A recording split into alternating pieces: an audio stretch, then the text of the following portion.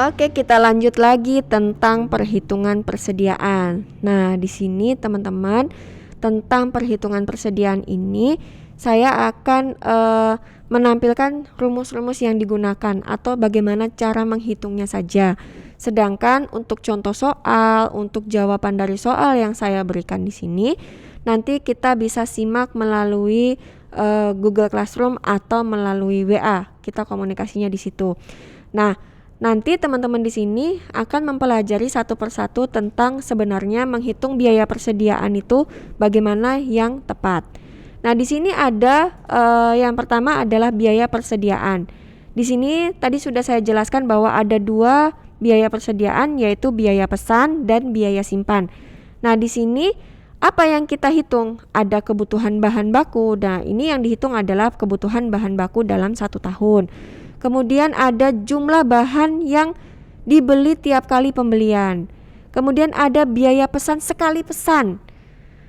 Sehingga tadi yang saya sampaikan tidak ada miss ya, tidak ada yang miss antara kebanyakan pemesanan ternyata. Nah, ini bisa dihitung.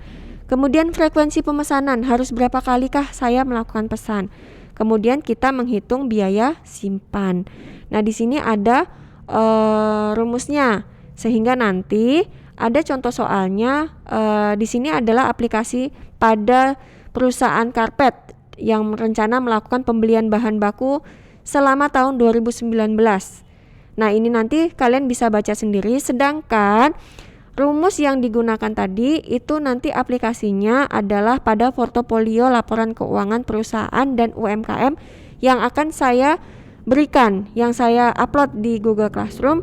Nah, di situ adalah implementasi pengerjaan contoh soal yang telah saya cantumkan di sini, tetapi soalnya adalah ada di laporan keuangan perusahaan dan UMKM gitu. Jadi teman-teman mengakses di Google Classroom ya untuk membantu menyelesaikan soal-soal atau laporan yang sudah saya sajikan.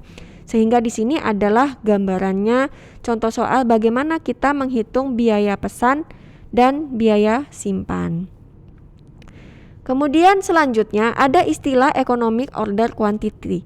Jadi di sini artinya EOQ, itu disingkat EOQ ya, bahwa di sini teman-teman akan menghitung jumlah bahan baku yang dipesan pada setiap kali pesan dengan biaya paling ekonomis atau minimal agar keuntungannya lebih besar.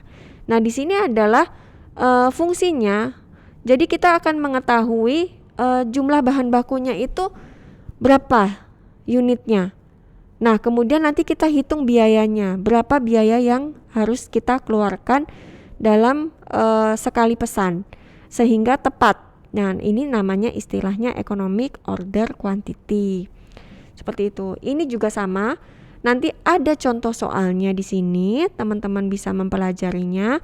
Kemudian ada juga jawabannya. Jadi udah ketahuan berapa unit yang akan dipesan dengan biaya yang minimal sehingga keuntungan kita menjadi besar.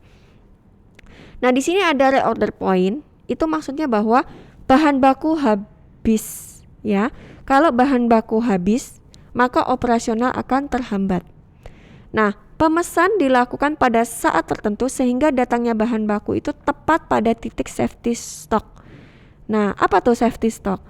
Merupakan jumlah minimal. Jadi kita akan melihat nanti safety stocknya itu berapa, jumlah minimal bahan baku yang dimiliki perusahaan, berjaga-jaga supaya tidak ada keterlambatan atau ketidakpastian datangnya bahan baku. Nah, di sini juga ada istilah lead time, adalah masa tunggu.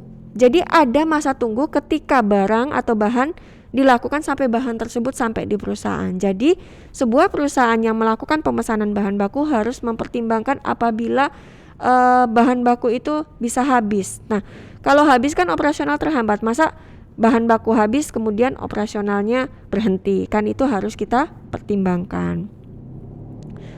Nah, ini ketika kita melakukan reorder point, berarti kan kita harus melihat kebutuhan selama lead time. Maksudnya lead time tadi apa? Masa tunggu. Sama tadi apa? Yang safety stock, bahwa jumlah minimal bahan bakunya berapa yang dimiliki supaya jaga-jaga produksi tetap berjalan.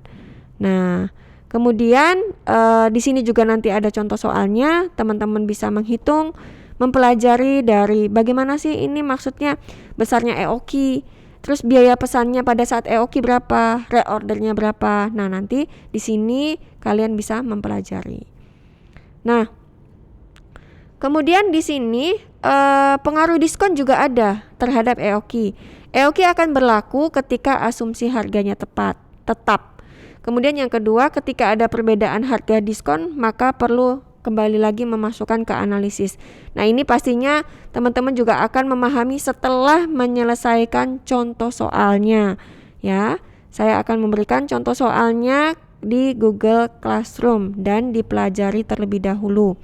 Seperti itu, mungkin sekian dari saya untuk bab manajemen persediaan. Semoga intinya sudah memahami tentang pengertian persediaan, tentang faktor penentu persediaan, biayanya, kemudian cara perhitungannya. Sekian dari saya. Wassalamualaikum warahmatullahi wabarakatuh.